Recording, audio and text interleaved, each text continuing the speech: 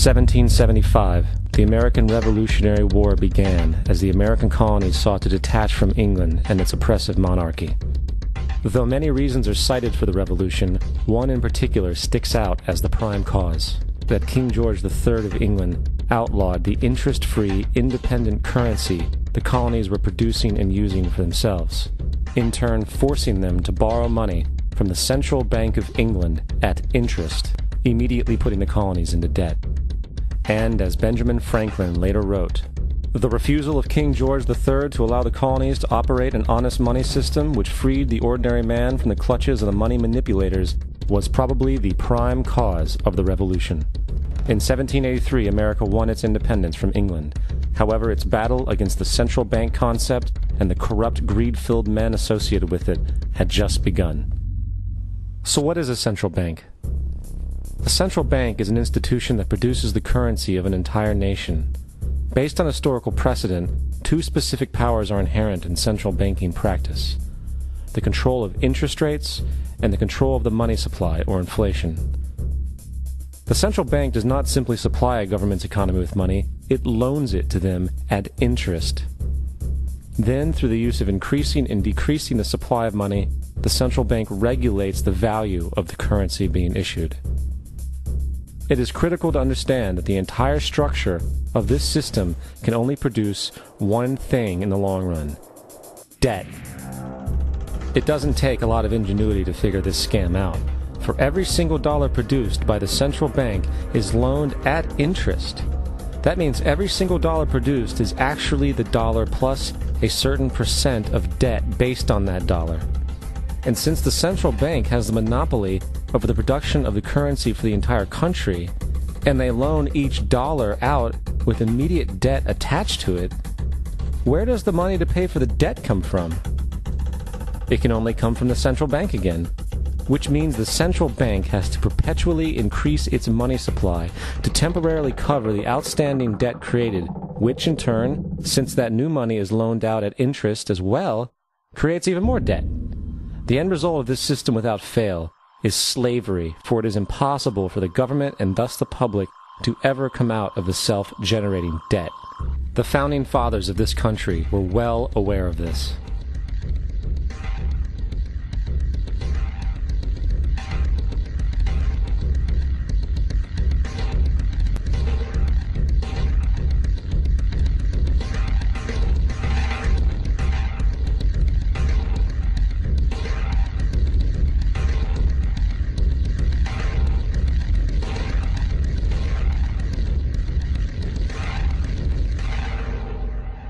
By the early 20th century, the U.S. had already implemented and removed a few central banking systems, which were swindled into place by ruthless banking interests. At this time, the dominant families in the banking and business world were the Rockefellers, the Morgans, the Warburgs, the Rothschilds. And in the early 1900s, they sought to push once again legislation to create another central bank. However, they knew the government and public were very weary of such an institution, so they needed to create an incident to affect public opinion. So, J.P. Morgan, publicly considered a financial luminary at the time, exploited his mass influence by publishing rumors that a prominent bank in New York was insolvent or bankrupt. Morgan knew this would cause mass hysteria, which would affect other banks as well. And it did. The public, in fear of losing their deposits, immediately began mass withdrawals. Consequently, the banks were forced to call in their loans, causing the recipients to sell their property, and thus a spiral of bankruptcies, repossessions, and turmoil emerged.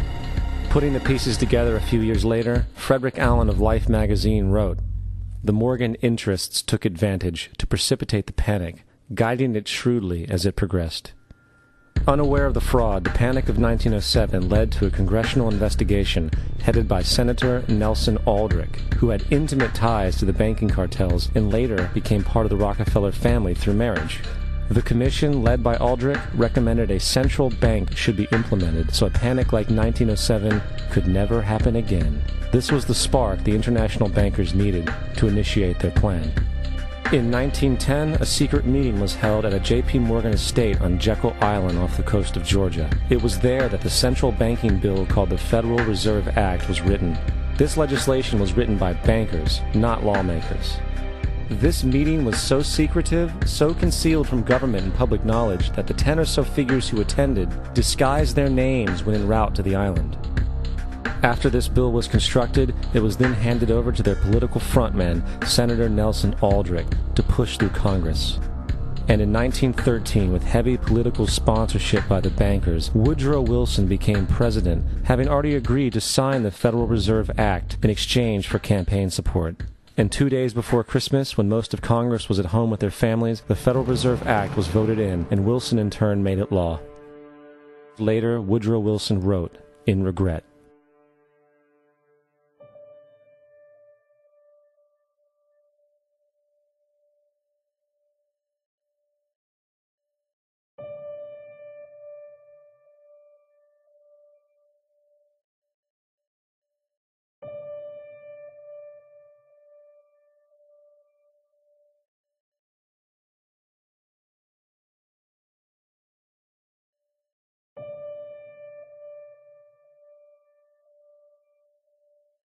Congressman Lewis McFadden also expressed the truth after the passage of the bill.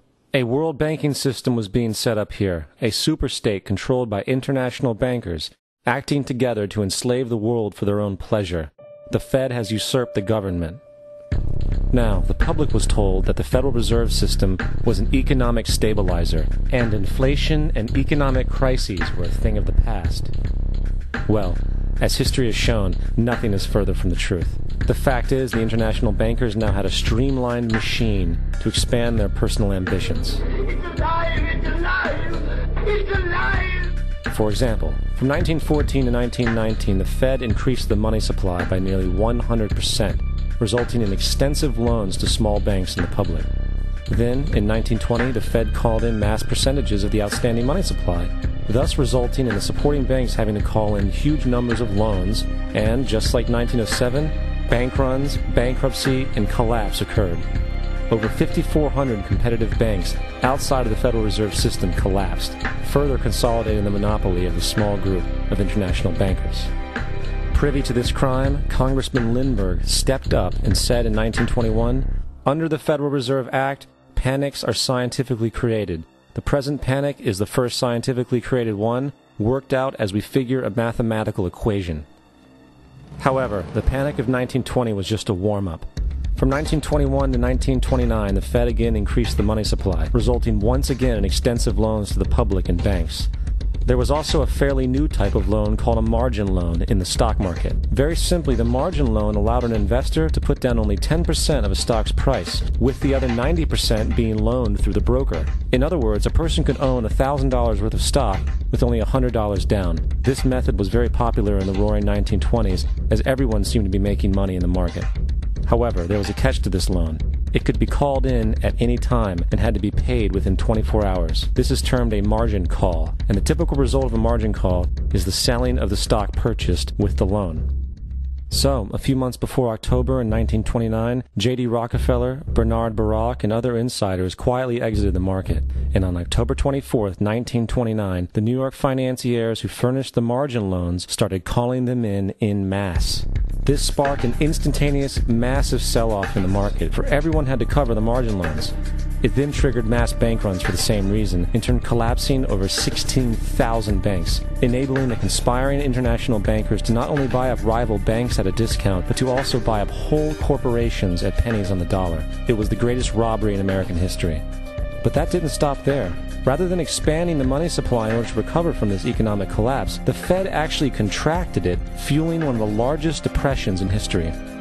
Once again outraged, Congressman Lewis McFadden, a longtime opponent of the banking cartels, began bringing impeachment proceedings against the Federal Reserve Board, saying of the crash and depression, "It was a carefully contrived occurrence. International bankers sought to bring about a condition of despair so that they might emerge the rulers of us all."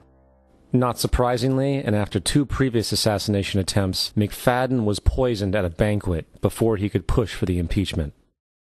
Now, having reduced the society to squalor, the Federal Reserve bankers decided that the gold standard should be removed. In order to do this, they needed to acquire the remaining gold in the system. So, under the pretense of helping to end the Depression, came the 1933 gold seizure.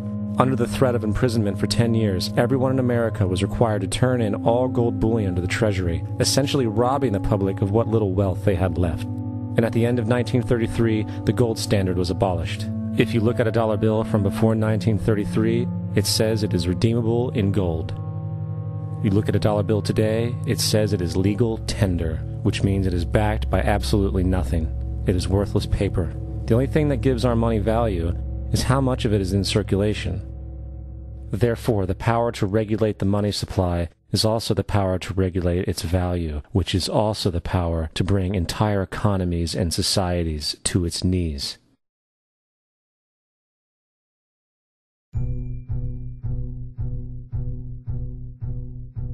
It's important to clearly understand the Federal Reserve is a private corporation. It is about as Federal Express. It makes its own policies and is under virtually no regulation by the U.S. government.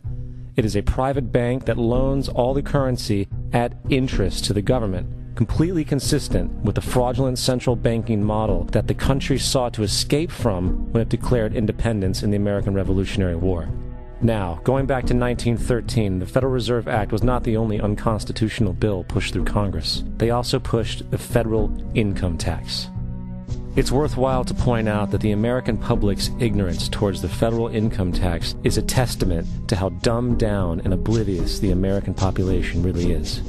First of all, the federal income tax is completely unconstitutional, as it is a direct, unapportioned tax. All direct taxes have to be apportioned to be legal based on the Constitution. Secondly, the required number of states in order to ratify the amendment to allow the income tax was never met, and this has even been cited in modern court cases.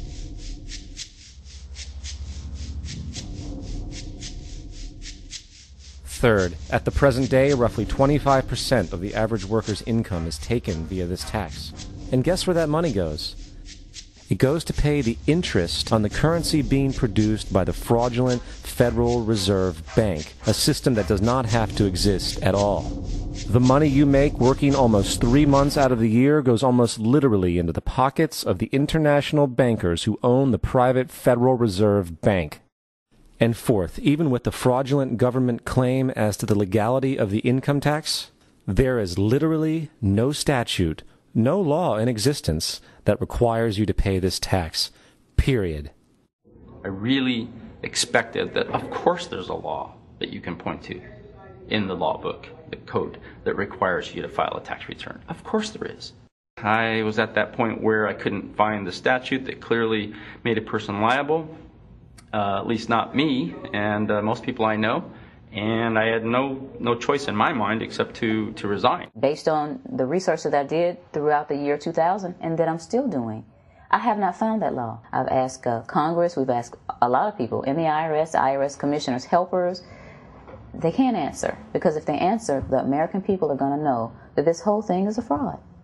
I haven't filed an federal income tax return since I left. I have not filed a tax return since 1999. The income tax is nothing less than the enslavement of the entire country. Now, the control of the economy and the perpetual robbery of wealth is only one side of the Rubik's Cube the bankers hold in their hands. The next tool for profit and control is war. Since the inception of the Federal Reserve in 1913, a number of large and small wars have commenced. The three most pronounced were World War I, World War II, and Vietnam. World War I. In 1914, European wars broke out centered around England and Germany. The American public wanted nothing to do with the war. In turn, President Woodrow Wilson publicly declared neutrality. However, under the surface, the U.S. administration was looking for any excuse it could find to enter it. In a noted observation by Secretary of State William Jennings, the large banking interests were deeply interested in the World War because of the wide opportunities for large profits. It's important to understand that the most lucrative thing that can happen for the international bankers is war, for it forces the country to borrow even more money from the Federal Reserve Bank at interest. Woodrow Wilson's top advisor and mentor was Colonel Edward House, a man with intimate connections with the international bankers who wanted in the war. In a documented conversation between Colonel House, Wilson's advisor, and Sir Edward Grey, the Foreign Secretary of England, regarding how to get America into the war, Grey inquired, "What will Americans do if Germans sink an ocean liner with American passengers on board?" House responded, I believe that a flame of indignation would sweep the United States, and that by itself would be sufficient to carry us into war. So, on May 7, 1915, on essentially the suggestion of Sir Edward Grey, a ship called the Lusitania was deliberately sent into German-controlled waters, where German military vessels were known to be. And, as expected, German U-boats torpedoed the ship, exploding stored ammunition, killing 1,200 people. To further understand the deliberate nature of this setup, the German embassy actually put advertisements in the New York Times telling people that if they boarded the Lusitania, they did so at their own risk, as such a ship sailing from America to England through the war zone would be liable to destruction. In turn, and as anticipated, the sinking of the Lusitania caused a wave of anger among the American population, and America entered the war a short time after. The First World War caused 323,000 American deaths. J.D. Rockefeller made $200 million off of it. Not to mention the war cost about $30 billion for America, most of which was borrowed from the Federal Reserve Bank at interest, furthering the profits of the international bankers. World War II. On December 7, 1941, Japan attacked the American fleet at Pearl Harbor, triggering our entry into that war. President Franklin D. Roosevelt declared the attack was a day that will live in infamy. A day of infamy indeed, but not because of the alleged surprise attack on Pearl Harbor. After 60 years of surfacing information, it is clear that not only was the attack on Pearl Harbor known weeks in advance, it was outright wanted and provoked. Roosevelt, whose family had been New York bankers since the 18th century, whose uncle Frederick was on the original Federal Reserve Board, was very sympathetic to the interests of the international bankers, and the interest was to enter the war, as we've seen, nothing is more profitable for international bankers than war. In a journal entry by Roosevelt's Secretary of War Henry Stimson, dated November 25, 1941, he documented a conversation he had with Roosevelt. The question was, how should we maneuver them into firing the first shot? It was desirable to make sure the Japanese be the ones to do this, so that there should remain no doubt as to who were the aggressors. In the months leading up to the attack on Pearl Harbor, Roosevelt had done almost everything in his power to anger the Japanese, showing a posture of aggression. He halted all of Japan's imports of American petroleum. He froze all the Japanese assets in the United States. He made public loans to nationalist China and supplied military aid to the British, both enemies of Japan in the war, which, by the way, is completely in violation of international war rules. And on December 4th, 3 days before the attack, Australian intelligence told Roosevelt about a Japanese task force moving towards Pearl Harbor. Roosevelt ignored it. So, as hoped and allowed, on December 7th, 1941, Japan attacked Pearl Harbor, killing 2,400 soldiers. Before Pearl Harbor, 83% of the American public wanted nothing to do with the war. After Pearl Harbor, 1 million men volunteered for the war. It is important to note, Nazi Germany's war effort was largely supported by two organizations, one of which was called IG Farben. IG Farben produced 84% of Germany's explosives, and even the Zyklon B used in the concentration camps to kill millions. One of the unspoken partners of IG Farben was J.D. Rockefeller's Standard Oil Company in America. In fact, the German Air Force could not operate without a special additive patented by Rockefeller's Standard Oil. The drastic bombing of London by Nazi Germany, for example, was made possible by a $20 million sale of fuel to IG Farben by the Rockefeller Standard Oil Company. This is just one small point on the topic of how American business funded both sides of World War II. One other treasonous organization worth mentioning is the Union Banking Corporation of New York City. Not only did it finance numerous aspects of Hitler's rise to power, along with actual materials during the war, it was also a Nazi money laundering bank, which was eventually exposed for having millions of dollars of Nazi money in its vaults. The Union Banking Corporation of New York was eventually seized for violations of the Trading with the Enemy Act. Guess who the director and vice president of the Union Bank was? Prescott Bush, our current president's grandfather, and of course our former president's father. Keep that in mind when considering the moral and political dispositions of the Bush family.